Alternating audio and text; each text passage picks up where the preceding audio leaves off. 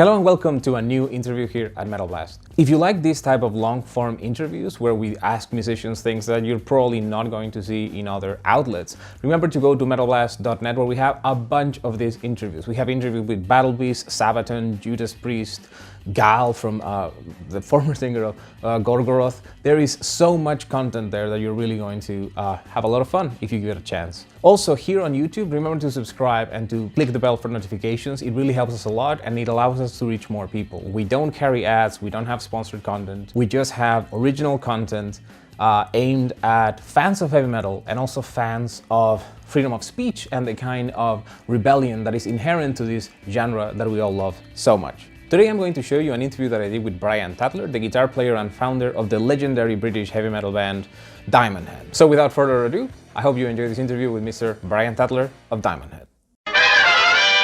Founded in 1976, Diamond Head are an English heavy metal band and a very influential member of the so-called new wave of British heavy metal of the late 70s and early 80s. Together, they've released 8 studio albums, 5 live albums, and several EPs and singles. The new album is Lighting to the Nations, a re-recording of their classic 1980 debut of the same name, and which will be released on November 27th via Silver Lining Music. Brian Tatler is the guitarist and co-founder of Diamond Head, and he joins me today. Brian, welcome, and thank you very much for taking the time. Thank you. Lovely introduction. It's a pleasure to speak to you. So before we discuss this re-recording of Lighting to the Nations, I would like to first discuss the original. Tell me a bit about who you were when Diamond Head was formed and you eventually made it to recording an album. Okay, so we started in 76. We made our first single in around December 1979 in this studio where, excuse me, where we ended up recording Lighting to the Nations in Worcester, a place, a 24-track studio. So it was quite exciting to be given the opportunity to record an entire album, but we weren't signed, we didn't have a deal, so it was just a deal where our manager gave away half our publishing in return for a week's studio time. And at the time, very young and naive, we didn't know what publishing was, so we just thought, yeah, fine, sign here. And we came to regret that decision, but at least we made the album. Then I think the plan was to get a deal with it, to take the tapes maybe to a label and they would snap the band up, but it didn't go like that. And then we pressed 1,000 copies and sold them at gigs and mail order, and then we pressed a second run of 1,000 copies. But we when you do get a deal, you get like a press agent and you get some exposure and you might get a tour support, and we didn't have any of that. So the album was only reviewed once in one magazine, and we didn't get to tour the States or Europe or anything. All we ever seemed to do is drive up and down the UK, playing live in the UK, and we'd venture to Scotland and Wales occasionally. But we thought it was a good album, but we couldn't get a deal with it. So it was a very frustrating time for the band. Understandably, especially because it continues to be considered a very influential album. As you certainly know, Metallica and Megadeth have been greatly influenced by them. So I can imagine how frustrating it must have been at the time, knowing that you had a good product, but not that many people willing to give it the commercial chance that it deserved.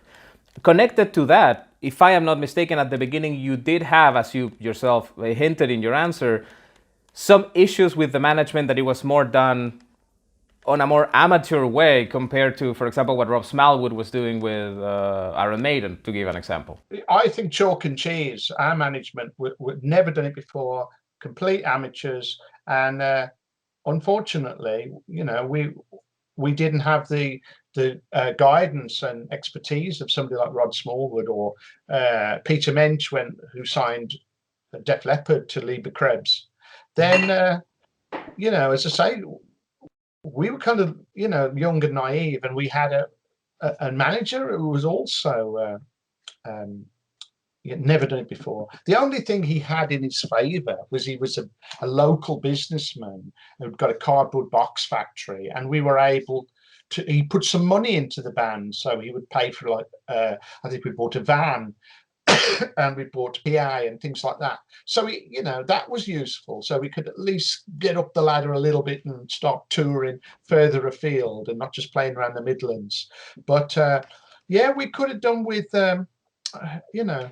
better guidance, really. I wonder if sometimes some of the other labels that did sign new up and bands wished in the end, oh, we should have signed Diamond Head, because here we are 40 years later, we're still talking about this classic album, really. And the fact that the band was influential has just been amazing, really. Helped us no end.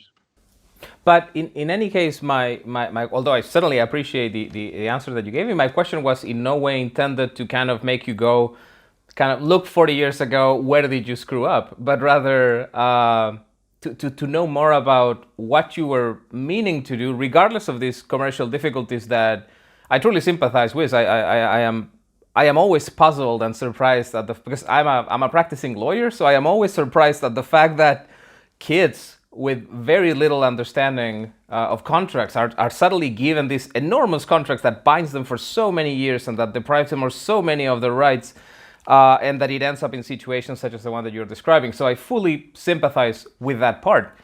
But even before that, what were you aiming to do when you guys decided to start in 1976 and eventually go to make an album? What was the influence in you, particularly as a musician, that led you to want to create something like Lightning to the Nations?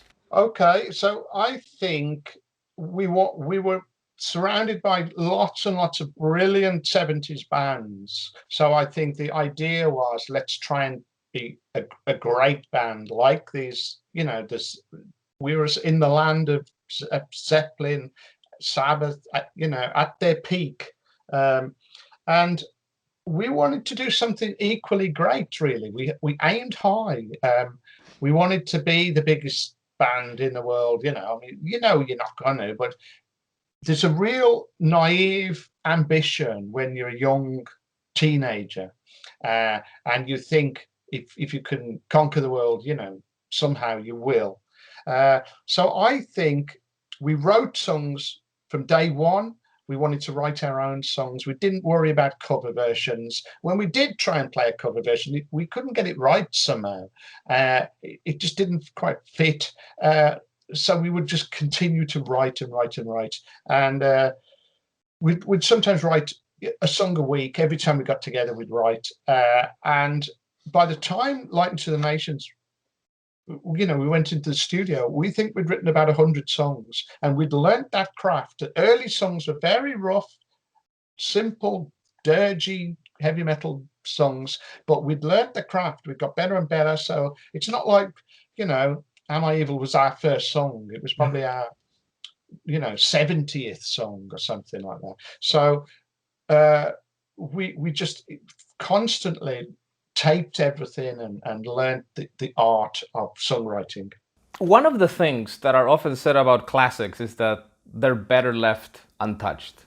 So even some of the imprecisions or the rough edges of classic records are often seen as just part of their charm. I've experienced that with some albums where musicians that I first discovered when they made an album that was almost self-produced, then they re-recorded, they presented in a very nice, tightly packed version, and it's just not the same. It sounds better, but the song itself is not better.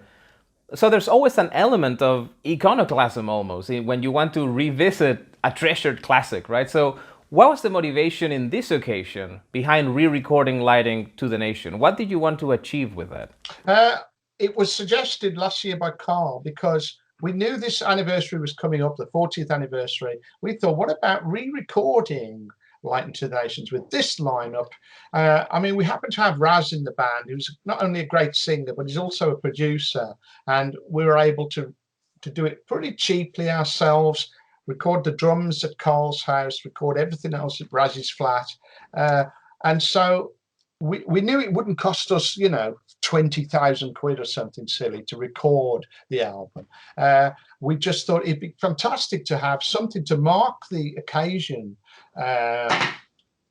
Also with the covers, I thought that'd be a nice touch to have some bonus tracks. And everybody got behind it because we thought, well, we've been playing these songs live for years now. I've been playing them for 40 years. And surely we can get a really good, modern, powerful version. And yes, you'll always have the original version. That's never going to get messed around with. That's never going to get, changed in any way. You can buy that if you want to, but now you've got another version. And maybe if you're an 18-year-old kid who likes metal, you might not want to listen to a 40-year-old album by Diamond Head. But you may come across this or get recommended it, and you may think, actually, that's a really good record. It sounds great. It sounds modern. Let's go. That is a very valid issue, I think, because I was having a conversation recently with a Finnish musician, and he mentioned how when it comes to recommending music from the 70s and 80s, he often says, well, just really go with Iron Maiden, because in his case, he mentioned Saxon. He said a lot of the Saxon music that I loved when I was young, I listen to it now, I'm not super satisfied with the production, in a way that if I was to recommend it to a young person, maybe that would put them off from it altogether, instead of realizing that the music stands even if the packaging at the time with the production wasn't great. Connected to this issue of the production, however, it is fascinating for me to hear how you say that the drums were recorded here, we did it here, we did it there, because it is so different from the way in which things needed to be done 40 years ago. After all, nowadays you can get sometimes fantastic, almost album quality material from some kid recording in his bedroom, things that 40 years ago you needed to sign away your, as you mentioned, you needed to sign away part of your publishing rights just to be able to get that studio time.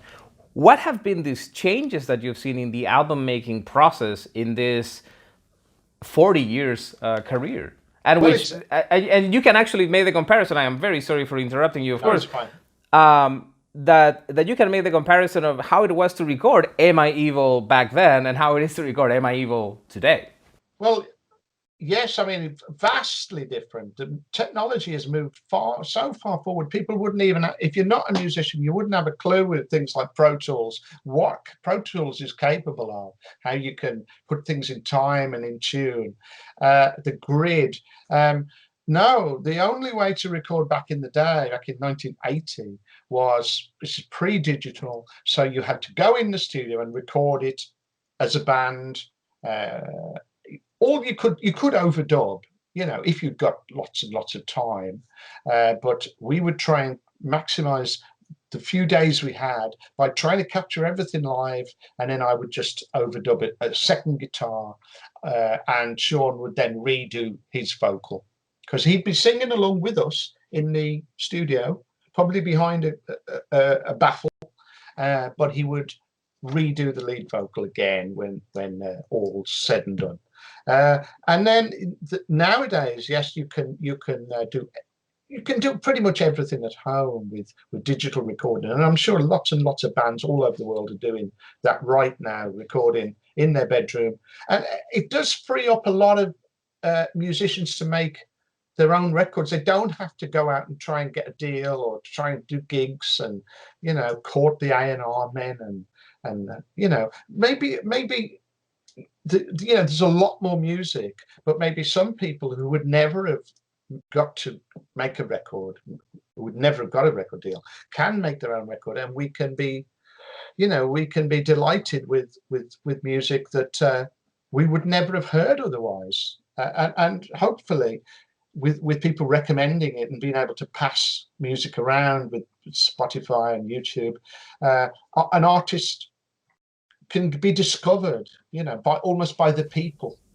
It is this very interesting double-edged sword in a way, because on the one side, the very positive thing is that the entry barriers to art have lowered, which is fantastic. I imagine it in my case, I am a moderately successful music photographer, and I compare how it is to photograph now to how it was if when I watch, for example, documentaries or read books about the music photographers who were covering your band or the Rolling Stones or Led Zeppelin, the process of just taking a photo, getting the photo, publishing the photo was 1,000 times more difficult than it is now. We have it extremely easy. The other side of that is that it is easier for everyone, and therefore there is much more competition. I am certain that in your case it is the same. It is fantastic that now we have more kids making music, but if you want to stand out from that crowd, it's much more difficult. Yes. Well, it's just got to be good, hasn't it? And people will always recognize quality. You can have stuff pushed in your face, but at some point you're going to go, "Whoa, I don't like it." Stop. Whereas if it's good, you will find it and you will say, "This is brilliant." Pass it on to your friends. Listen to this. I'm sure A&R men get recommended stuff all the time, and they can just now digitally like look in 3 minutes or so, check an artist out. They don't even have to go to the gigs anymore, do they? They can just do it all online. Once upon a time, A&R men would go to each, maybe 5 or 6 gigs a night and watch the band for 10 minutes, but now you can do it in an office, couldn't you? And sure, singers and songs is still going to be around in 100 years time. If you've got a good singer and a good song, that's the currency. When it comes to the issue of singers, obviously Diamond Head now has your producer and who's also the singer of the band, but you've changed the voice of Diamond Head throughout your history. How has that affected your ability to connect with the audience, considering the great influence that a singer has on the fans? You change a guitar player, and if you're a good guitar player, you'll be able to tell that it's not the same person because maybe it's not the same, they play differently. But the vast majority of people won't be able to tell that apart. But if you change the singer, immediately people say, "Oh, that's not my band." Yeah, I agree. The singer is the personality of the band, and sometimes when you're listening to an intro, you don't know who it is. You say, "Who's this? I don't know." But as soon as the singer comes in, you go, "Oh, it's Black Sabbath, it's Soundgarden."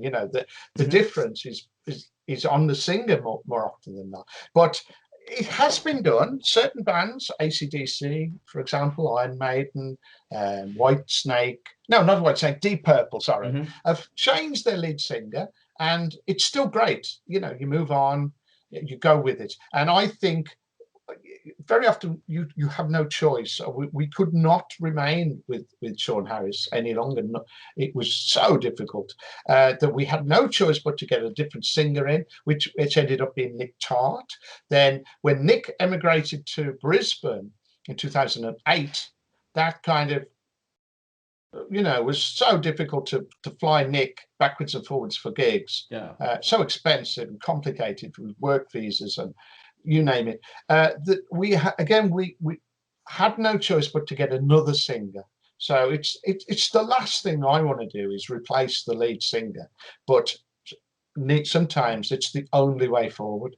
Connected to that issue, not to him individually, but tell me a little bit about what is it like to, because I think that when people look at bands, for example, when we ask about Sean Harris or Nick Tart, people forget that at the end of the day, you are at work, and these are your coworkers, and that it is not easy for anybody to spend 5 years, let alone 10, let alone 30, let alone 40 years with the same coworkers. There are coworkers that I wouldn't like to spend a single day with. So tell me a little bit about the difficulties of learning, especially being so young when you started, learning to function with the same people for a long period of time and try to continue to make things work, even though maybe at the end of the day you don't always get along. I think what helped Diamond Head was we were all friends from school. I'd known Colin, Duncan, and Sean while we were at school, and 3 of us went to the same school, senior school, and then Colin, who I've known since I was about 8, went to a school up the road. So we still stayed in touch. So I think we'd had a lot of our formative kind of years already by the time Diamond Head formed. It's not like some weird guy turns up for an audition.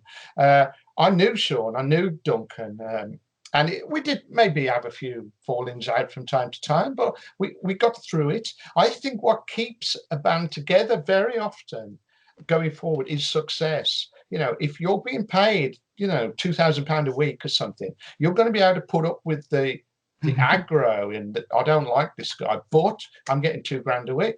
If you're earning pennies or you're not even gigging at all and you're expected to, write the next album, or you're picking up, say, £50 a gig, it becomes really difficult to sit, for 10, 15 years in an epoxy dressing room, listening to somebody rattling on about stuff you're not interested in.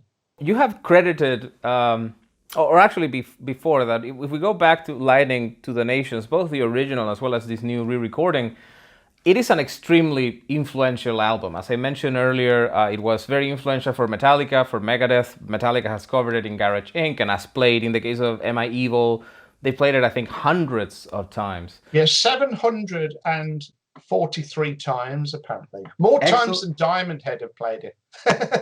Excellent. And not only that, it also influenced you as well, because you even changed the key in which you play the music, if I'm not mistaken. So Am I Evil, even you influenced Metallica. Metallica influences you in kind of this beautiful virtuous circle that you have created with that song.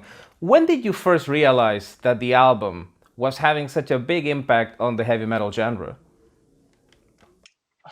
I don't know. I mean, at first, the first thing that happened was Metallica covered Am I Evil in 1984, but they weren't a big band yet. They were still on Music for Nations in Europe.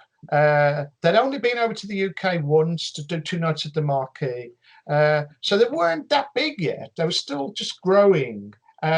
So I think probably further down the line, then they covered Helpless, then The Prince, and then they covered It's Electric as well. And then you'd hear about Dave Mustaine mentioning Diamond Head in a lot of the press to do with Megadeth. And so I suppose maybe around the 1989, 1991 period, I was starting to, Metallica were becoming truly huge. They were mentioning Diamond Head in hundreds and hundreds of press interviews around the world. And I started to realize, wow, that album that we made back in 1980 has become a bit of a classic, really. And we had no idea what we were doing at the time. It was just the best album we could possibly make at the time. But I probably didn't expect it to have this kind of longevity where we'd be still talking about it 40 years later. I can imagine. I don't think anybody knows that they have a classic in their hands until history speaks. And what is next for Diamond Head? I've heard some rumors that there might be a studio album in the making, or at least in the planning stage. What can we look forward to? Definitely. During lockdown, when our lockdown started in March, I just thought the best thing I could possibly do, as all our gigs got cancelled or postponed, is write songs. I've got a Pro Tools LE rig at home, and I just let's make a start, because I know at some point we're going to make an album next year, the year after maybe. So the more material I can get together, the better the quality. I'm kind of making a start. I've got a lot of really good ideas already. So I've done months and months of prep, and I'm happy with the way it's going. Connected to that, I once read an interview where Gene Simmons mentioned that he tries to write a song every day because it's the way in which he tries to just keep it going. He says that it's a muscle that needs to be exercised, regardless of what our opinion might be as to how good Gene Simmons' songs are. But how does it work for you? How do you keep the songwriting chops tight? That's a good way to do it. That's very good discipline to try and write a song a day. I don't do that, but I will practice every day. And very often my fingers will just fall on a riff and I think, oh, yeah, tape it immediately. I can't remember that riff in 10 minutes, but if I tape it, I've got it forever. Then once, I make a start, I think that could be a song, then I will put it onto Pro Tools and I will build the song around. It always starts with the riff, and then I'll build it. And sometimes I'll get a really good idea to, that'd be great for a chorus, that'd be great for a mid-late. and I will just add to it until I can do no more, really. I get the song to a point musically where I think that sounds great, and then really I like to then hand it over to the singer who will write the lyric. I don't. I've had a go, but I don't think I'm very good at it. But I'm happy, being a co-writer, just working on the music. And finally, a question that I normally ask at the beginning of interviews in 2020.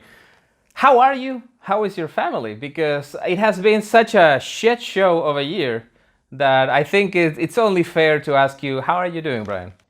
I'm okay. I don't think I'm, 100% happy with everything. I miss the gigs. I miss the band.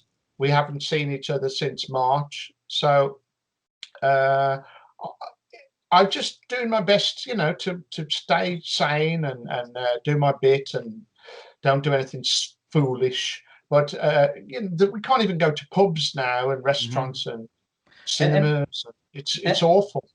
And for musicians, it's a very difficult time because obviously you're not able to tour. A significant part of revenue comes from there. So what is the best way for your fans to support you? Actually, what do you have a band camp? Is there any way in which that most of the revenue would come for you to you? I'm sorry. I mean, I'm fortunate because, of course, I've got royalties from 4 Metallica covers, so I'm in a very unique position. I'm eternally grateful for that income. But the rest of the guys, a couple of them have got day jobs, a couple haven't. They rely on gigs very often, or what we can, sometimes Raz will do cover gigs and anything just to make ends meet. Production work, but there isn't a lot going around at the moment. As you said, I mean, obviously there's no gigs, but there's not even a lot of bands creating, getting together, and you can probably do it yourself at home, but Well, yeah, I mean, a lot of bands are indeed recording. Like, okay, you do the drums in your house, you do it here, and then we all put it together when we try to produce it. There'll be some great music next year and the year after, because a lot of people will have used this time, this enforced downtime, to be creative and write something great. Brian, thank you so much for the time that you gave me today. I really appreciate it. I hope that you stay safe, healthy, and stay positive, but test negative. That is another very important thing for this year. Take care of yourself, man. Stay metal. Take care. Bye-bye.